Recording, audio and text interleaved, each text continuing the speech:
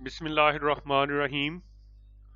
कल DGISI lieutenant general Nadeem Anjum ने garrison auditorium Lahore में तलबा तालबात के साथ एक सेशन मुनक्कद किया, जिसमें तकरीबन 12 यूनिवर्सिटी के तलबा तालबात ने हिस्सा लिया।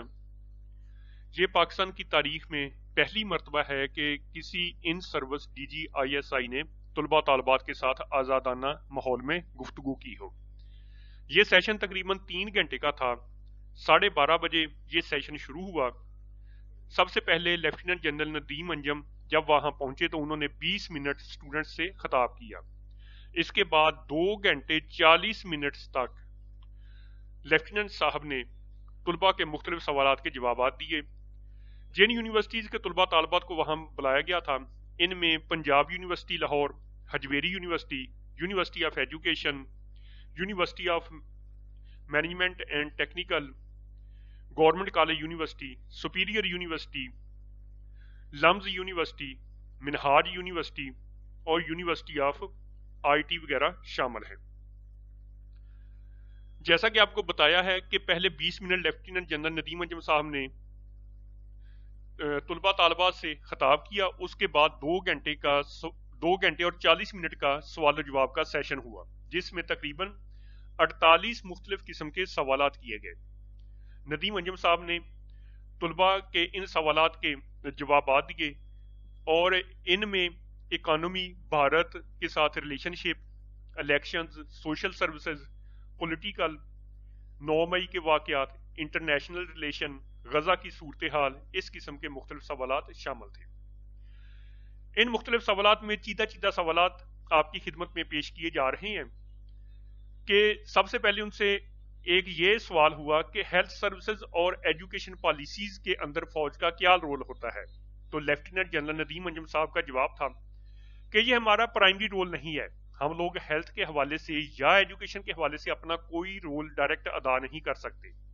उन्होंने कहा कि ये जितने डिपार्टमेंट्स हैं ये खुद अपनी कैपेसिटी बिल्ड करें ताकि ये बेहतर से बेहतर परफॉर्म कर सके।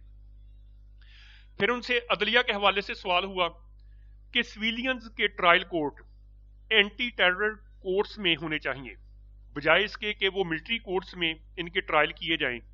तो आगे से जवाब मिला कि अगर कोई फौजी इंस्टॉलेशंस को नुकसान पहुंचाएगा तो कानून के मुताबिक जुरिडिक्शन मिलिट्री कोर्ट ही बनती है। ऐसी कोई मिसाल नहीं है कि फौजी इंस्टॉलेशन को नुकसान पहुंचाया जाए और उनके केसेस जो हैं वो सिविलियन कोर्ट्स के अंदर चलाए जाएं। फिर उनसे इकोनॉमी के हवाले से सवाल किया गया कि हमारी इकोनॉमी जो है इसमें एस्टेब्लिशमेंट को अपना रोल अदा करना चाहिए ताकि इकोनॉमी को बिल्डअप किया जा सके। इसके जवाब में उन्होंने कहा कि SIFC एक इनिशिएटिव है जो कि एस्टेब्लिशमेंट इसके अंदर अपना किरदार अदा कर रही है और इसके अंदर बहुत पॉजिटिव रोल अदा किया जा सकता है। इसके बाद सियासत के हवाले से स्टूडेंट्स ने चंद एक सवाल किए। खास तौर पर उन्होंने सवाल किया कि हमारे जो वज़ीर आज़म होते हैं वो इतने पढ़े लिखे नहीं होते, इनका कोई विजन नहीं होता, उनका कोई मकसद नहीं होता। तो आगे से उनका जवाब था कि हमारे जितने भी सियासतदान हैं उनको एजुकेटेड होना चाहिए, लेकिन ऐसी कोई भी मिसाल नहीं है कि हमारा कोई वज़ीर आज़म एजुकेटेड ना हो। जितने भी वज़ीर आज़म गुजरे हैं वो सारे के सारे एजुकेटेड ही गुजरे हैं।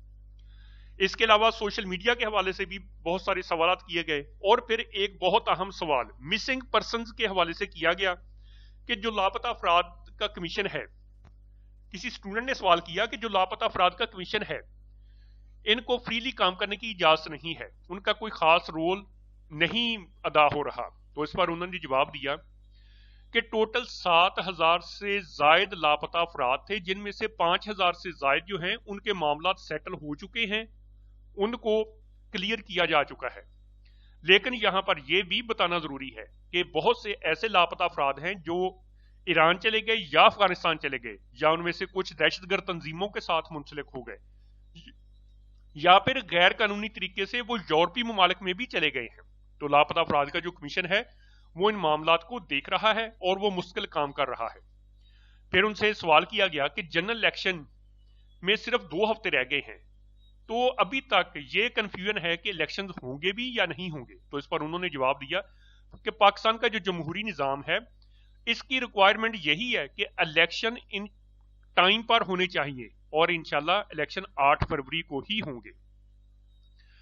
तो ये तकरीबन 47 या 48 किस्म के सवालात मुख्तलिफ थे, जिनमें से चंद एक जो हैं अहम सवालात वो मैंने आपके सामने रखे हैं।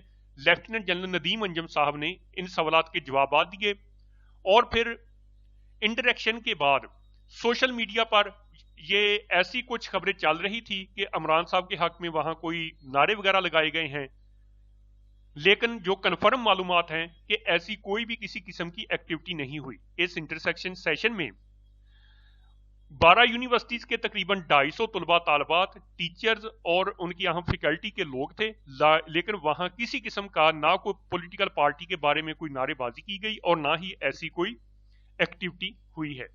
इंशाल्लाह जल्द ही दोबारा एक नई वीडियो के साथ हाजिर होंगे। अल्लाह हाफिज।